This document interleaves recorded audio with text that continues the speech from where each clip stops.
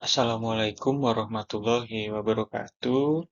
Yang terhormat Ibu Vika selaku dosen mata kuliah perilaku organisasi. Izin perkenalkan, nama saya Wiko Satria Utama. Pada kesempatan kali ini saya akan membahas terkait dengan teori dan model kepemimpinan servant leadership, yaitu dengan tema memimpin dengan melayani. Menurut saya, tipe kepemimpinan servant leadership ini merupakan model kepemimpinan yang ideal dengan kondisi saat ini, terutama untuk memimpin generasi Z dan juga generasi milenial. Apa itu servant leadership? Servant leadership adalah filosofi kepemimpinan yang menempatkan pelayanan kepada orang lain sebagai prioritas utama. Nah, cirinya yaitu servant leadership itu sebelum memimpin, mereka akan melayani timnya terlebih dahulu. Bahkan mereka berusaha untuk mengetahui preferensi dari karyawannya secara personal. Misalnya, apa saja yang karyawannya sukai, apa hobi mereka, apa latar belakang mereka, sampai bagaimana lingkungan kerja yang nyaman untuk karyawannya bekerja. Selanjutnya yaitu adalah sejarah servant leadership. Servant leadership diperkenalkan pertama kali oleh Robert K. Greenleaf pada tahun 1970. Berbeda dengan model kepemimpinan tradisional yang menekankan kekuasaan dan kontrol, servant leadership mengutamakan pelayanan, empati, dan pengembangan individu dalam organisasi. Berikut adalah karakteristik servant leadership. Yang pertama, pemimpin yang memiliki karakter servant leadership, mereka mempunyai rasa empati, mampu memahami dan merasakan apa yang dialami oleh orang lain. Yang kedua, mendengarkan saran, kritik, dan juga kebutuhan orang lain. Yang ketiga, penyembuhan, pemimpin juga dapat membantu anggota tim dalam mengatasi masalah pribadi mereka atau dalam masalah pekerjaan. Keempat, kesadaran, memiliki pemahaman yang mendalam tentang diri sendiri maupun di sekitar. Kemudian persuasi lebih eh, mengedepankan pendekatan persuasif daripada pendekatan memaksa. Konseptualisasi, yaitu memiliki visi jangka panjang dan kemampuan untuk berpikir secara strategis. Lalu juga mempunyai visi yang jelas dan juga inspiratif. Yang kedelapan, stewardship, pengelolaan, yaitu pemimpin dapat bertanggung jawab atas sumber daya dan kepentingan organisasi.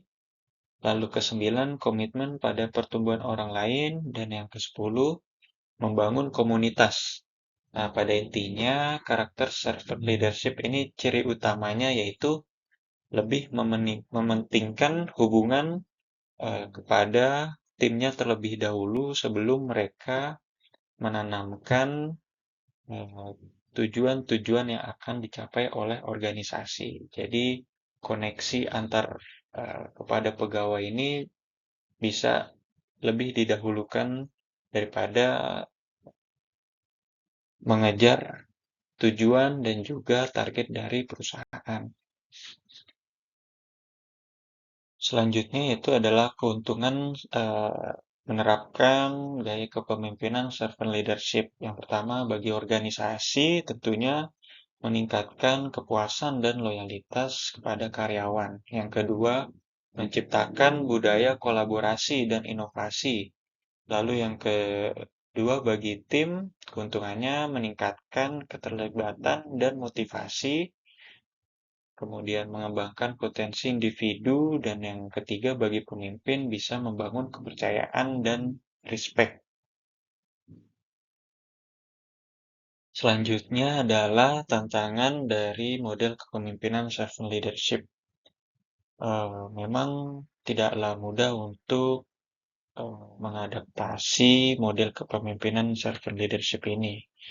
Tantangannya itu yang pertama membutuhkan waktu dan kesabaran untuk membangun kepercayaan dan juga hubungan pada tim. Lalu yang kedua, sulit diukur secara kuantitatif. Jadi, keberhasilan dari servant leadership ini ciri utamanya yaitu motivasi pegawai dalam bekerja ini bisa meningkat, kemudian pegawai bisa memiliki inisiatif tanpa diarahkan, dan juga alhasil eh, bisa menghasilkan lingkungan kerja yang lebih nyaman, lebih kondusif, dan berimplikasi kepada hasil atau output capaian kinerja yang baik untuk perusahaan. Lalu tantangan yang ketiga yaitu risiko dianggap terlalu lunak atau tidak tegas. Yaitu tadi karena karakter dari servant leadership ini dia terlalu banyak mendengarkan dan juga mendapatkan aspirasi sehingga sering dianggap tidak tegas dalam mengambil keputusan.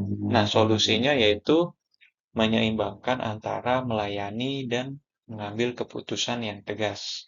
Jadi, pada saat melayani, itu pemimpin bisa melayani dengan baik, kemudian pada saat mengambil keputusan, dia juga harus tegas dalam mengambil keputusan. Baik, selanjutnya adalah contoh servant leadership. Nah, ini merupakan eh, sosok pemimpin yang inspiratif yang menerapkan karakter kepemimpinan servant leadership. Yang pertama ada Nelson Mandela. Nelson Mandela ini adalah Presiden Afrika Selatan yang berhasil dalam memperjuangkan hak asasi manusia, yaitu dalam melawan politik apartheid pada era tersebut. Nelson Mandela berfokus pada persatuan dan keadilan sosial dan mengutamakan kepentingan rakyat daripada kekuasaan pribadi. Kemudian, tokoh inspiratif selanjutnya adalah B.J. Habibie. B.J. Habibie ini adalah salah satu proklamator dan juga Presiden Republik Indonesia dan dikenal sebagai Bapak Koperasi Indonesia. B.J. Habibie dalam memimpin, ia berfokus pada pengembangan sumber daya manusia dan teknologi dan juga membuka ruang demokrasi setelah era Orde Baru dan peduli terhadap pendidikan dan kemajuan bangsa melalui yayasan yang didirikannya. Selanjutnya yaitu adalah studi kasus servant leadership di perusahaan modern. Nah, kita sudah tidak asing lagi dengan produk Starbucks ya, yang merupakan salah satu pendirinya yaitu adalah Howard Schultz yang menciptakan program kesejahteraan karyawan termasuk asuransi kesehatan dan pendidikan gratis. Hasil yang dicapai yaitu adalah karyawan lebih termotivasi, loyalitas meningkat, dan perusahaan tumbuh secara pesat. Kemudian studi kasus yang kedua yaitu pada maskapai Southwest Airlines, uh, yaitu uh, pendirinya yaitu adalah Herb Kelleher yang memprioritaskan kebahagiaan karyawan dan menciptakan lingkungan kerja yang menyenangkan. Hasil dari model kepemimpinan ini berhasil menjadikan Southwest menjadi salah satu maskapai yang paling sukses dan dihormati di dunia. Lalu bagaimana langkah untuk menerapkan servant leadership? Yang pertama itu dengan mulailah mendengarkan secara aktif, pahami kebutuhan dan aspirasi dari anggota tim. Yang kedua, fokus pada pengembangan anggota tim.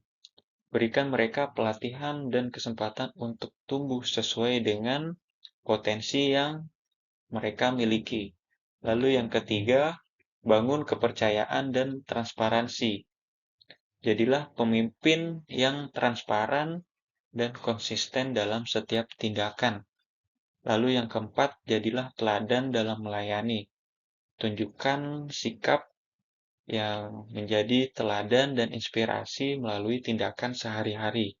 Lalu yang terakhir, yang kelima, evaluasi dan tingkatkan terus praktik kepemimpinan. Teruslah perbaiki praktik kepemimpinan berdasarkan dengan feedback yang diberikan oleh anggota tim yang kita pimpin. Terakhir adalah kesimpulan dari teori dan gaya kepemimpinan servant leadership. Yang pertama adalah servant leadership menitik beratkan kepada hubungan yang kuat kepada anggota timnya. Pemimpin servant leadership menganggap bahwa pegawai atau timnya adalah aset perusahaan yang paling berharga di antara yang lainnya. Sehingga pemimpin akan melayani timnya terlebih dahulu daripada mencapai tujuan yang lainnya. Lalu yang kedua, pemimpin leadership akan membangun budaya organisasi yang positif dan berkelanjutan. Dan yang terakhir, pemimpin servant leadership tidak hanya mengejar kesuksesan pribadi, tapi juga kesuksesan bersama, kesuksesan tim, dan juga kesuksesan organisasi.